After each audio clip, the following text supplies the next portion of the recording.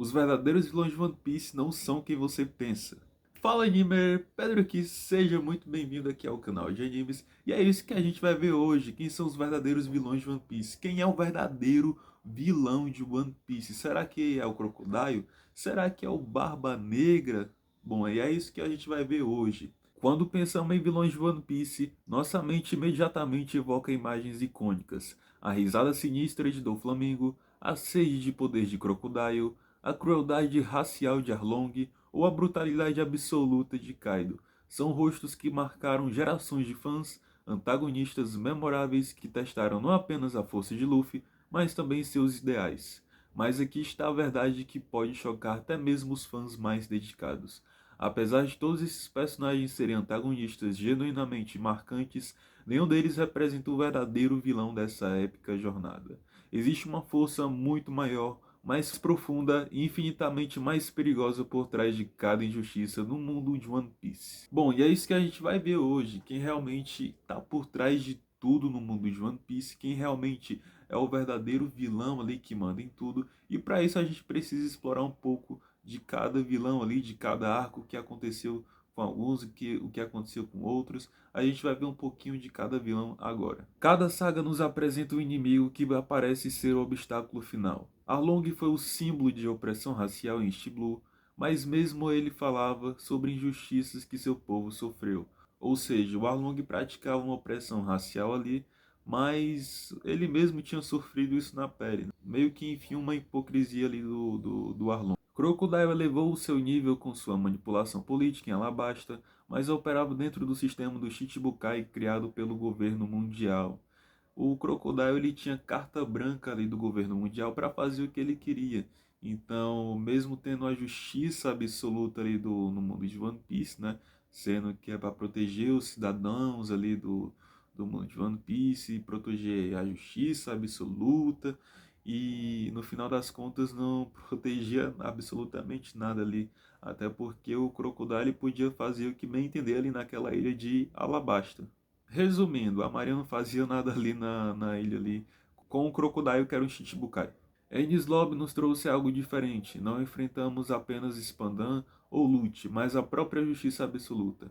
Brutalidade dos agentes da Cyber9, o monstruoso Buster Call capaz de apagar ilhas inteiras. Aqui o vilão não era uma pessoa, mas uma ideologia com nome e estrutura, o governo mundial. E aí que a gente vai chegar no ponto muito importante. Quem é o maior vilão de One Piece? Dressrosa revelou do Flamengo, ex-nobre mundial, que conhecia os segredos mais sombrios do poder. Wano trouxe Kaido, que havia desistido de sonhar, mas percebem o padrão? Todos esses vilões são produtos de algo maior, peças de um tabuleiro muito mais vasto. E aqui vem um verdadeiro inimigo. Quem é o maior verdadeiro inimigo em One Piece? É o sistema da opressão. Os verdadeiros vilões de One Piece não são os personagens individuais. O verdadeiro antagonista é o sistema que sustenta toda a desigualdade, o governo mundial e os nobres mundiais. Eles representam a raiz da opressão, da injustiça e da corrupção que alimentam cada arco. Por 800 anos, esta organização controla não apenas territórios, mas algo fundamental, a narrativa. Eles decidem o que é história e o que deve ser esquecido. Definem justiça e crime, determinam quem tem direito à vida, liberdade e sonhos. Então, nesse mundo, quem é o maior vilão de One Piece é o governo mundial, porque eles determinam o que é crime, o que é justiça absoluta, eles acobertam umas coisas, acobertam outras. Então, esse é o principal inimigo. O inimigo não é o Barba Negra, não é Shanks, o Ruivo, Garlin. Garlin até pode ser porque faz parte ali também do sistema, mas faz parte de uma coisa muito maior, que a gente vai chegar lá, que é o governo mundial. E quem será que está por trás dele? Os dragões celestiais não são vilões apenas por serem cruel. Eles representam a distorção absoluta do poder, indivíduos que, por acidente de nascimento, decidem sobre a vida e a morte de qualquer pessoa. O sistema criou uma realidade onde a escravidão é protegida por lei, onde raças inteiras são discriminadas sistematicamente. Quem é o nobre mundial ele tem um poder de livre arbítrio, pode fazer o que quiser, decide quem morre, decide quem vive. Então, essa justiça absoluta ali que existe da Marinha em One Piece não é uma justiça tão absoluta assim.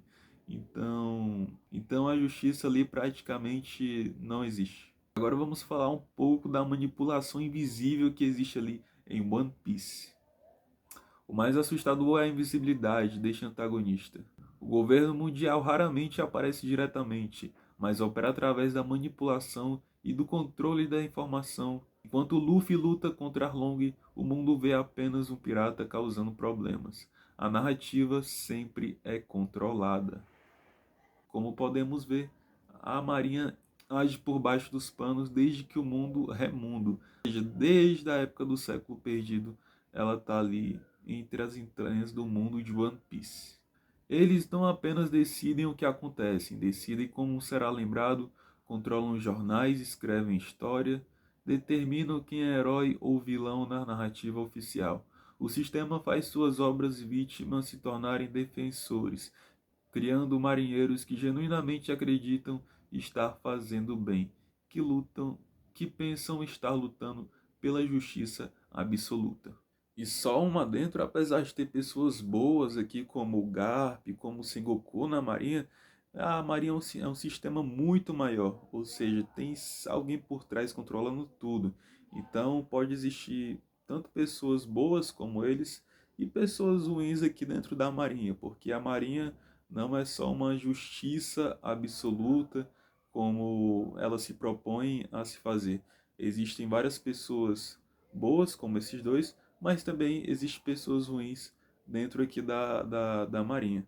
E que existe uma coisa muito maior. O próprio Musamar é uma dessas coisas, mas ainda tem muita coisa assim ainda a ser explorada nos próximos capítulos que o mangá tá. Quando a resistência surge, ela é criminalizada. Dragon é o criminoso mais perigoso, não por cometer atrocidades, mas por ameaçar a estrutura de poder estabelecida. Então, quando o Dragon entra no meio ali da história para desestruturar todo esse sistema que é a Marinha, eles meio que ficam com medo ali de que os revolucionários possam fazer alguma coisa muito maior, possam destruir toda a estrutura. Então eles vão à caça do Dragon, que é o pai do Luffy, a todo custo. Então por isso que o Dragon é uma das pessoas mais procuradas ali do mundo de One Piece. One Piece transcende o gênero pirata quando compreendemos que Oda constrói uma alegoria sobre como sistemas de poder operam no mundo real. O governo mundial é um espelho dos sistemas que existem na nossa realidade. Os nobres representam qualquer classe que acredita ter direitos superiores por nascimento ou posição. A marinha simboliza forças que teoricamente protegem o povo, mas que muitas vezes protegem primeiro as elites. O século perdido é uma metáfora devastadora para como a história é escrita pelos vencedores. O Hara foi um dos exemplos ali que a Marinha usou de se você tiver conhecimento, você será automaticamente destruído.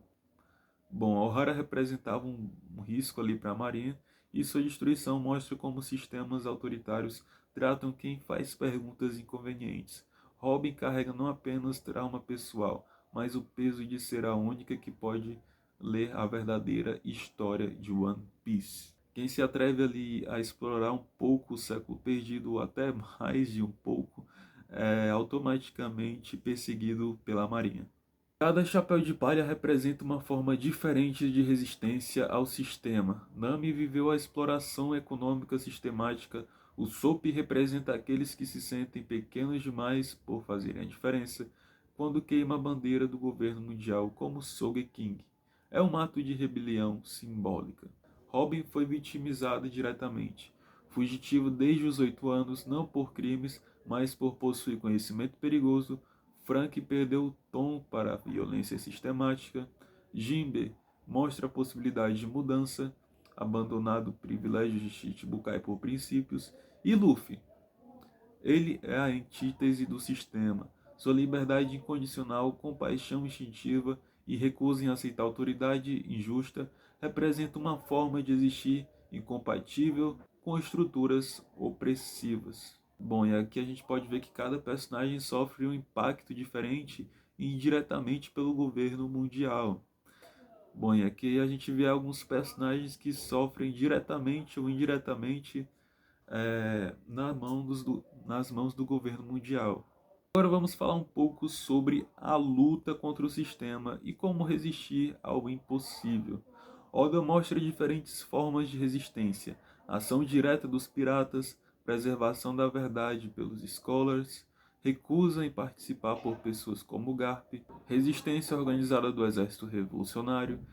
O sistema carrega as sementes de sua própria destruição. Sua crueldade cria pessoas como Luffy que não aceitam injustiça. Suas mentiras criam pessoas como Robin que carregam a verdade. E sua corrupção cria pessoas como Dragon dispostas a lutar organizadamente. E olhe que coisa interessante. O que o governo fez no decorrer de todos esses anos, tudo se volta contra ele, de forma bem direta contra ele. Então ele mesmo está se autodestruindo. Os verdadeiros vilões de One Piece são aqueles que permanecem nas sombras, o governo mundial. Bom, e sobre realmente o verdadeiro vilão de One Piece?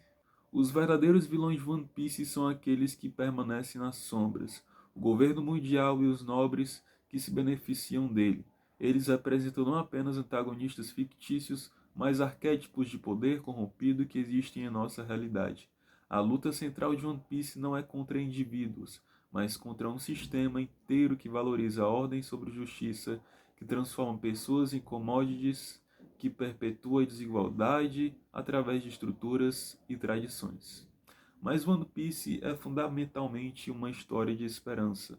Mostra que sistemas são vastos, não importa quão vastos, são construídos por pessoas. E se pessoas os construíram, pessoas podem mudá-los. A verdadeira batalha é pela alma da humanidade, travada com compaixão, coragem e recusa em aceitar que o mundo tem que ser assim. Esta é uma batalha que transcende a ficção, lembrando que cada um de nós enfrenta nossos próprios governos mundiais na realidade.